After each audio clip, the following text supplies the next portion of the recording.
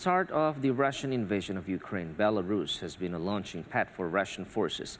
But thousands of Belarusians who in 2020 stood up to the forces of their longtime ruler, Alexander Lukashenko, decided to fight for Ukraine, forming Belarusian units and battalions on Polish territory. VOA's Myroslava Gongadze got an exclusive look inside the training ground for Belarusian regiment known as Pahonya in Poland. Critics say Belarus has become an accomplice in Putin's war on Ukraine, but many Belarusians who held peaceful protest in 2020 against their longtime ruler Alexander Lukashenko have decided to take up arms for Ukraine. Many see an opportunity to free their country from dictatorship.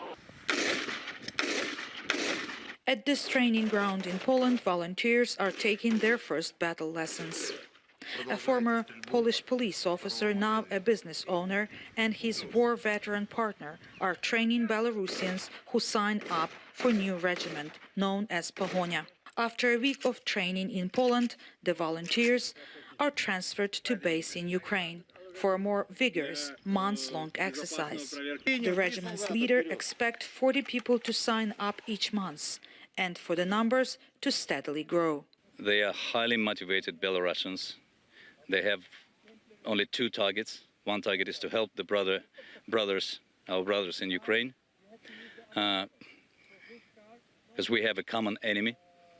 The volunteers are resolute in their decision to gain combat experience. Andrei says his family is in Belarus and asked that his face not to be shown for security reasons. It's not only the war of Ukraine.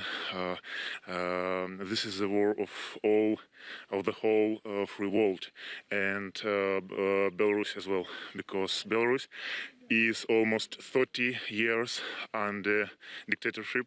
And it's very painful for us, for the Russian people who really want to be free.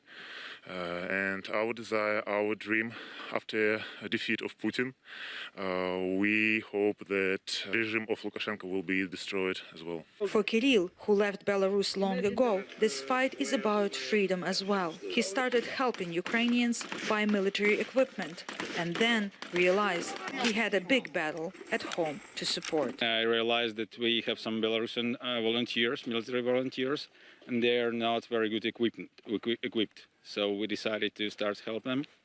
We started to send them equipment. Kirill hopes to show that many Belarusian people, unlike Lukashenko, do not support Putin's aggression. That's our guilty before the Ukrainian people, because for now we are who hold the Belarusian passport.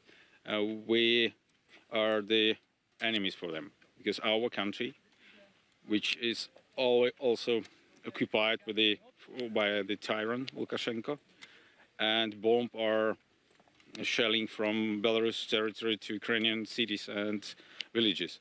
And only that way we should provide as much help as we can to Ukraine and their people in their fighting with the Russian aggression. Kirill, like many, was inspired by protest in Belarus 2 years ago. Back then, their protest was peaceful, and protesters were not prepared for the brutality of Lukashenko's forces.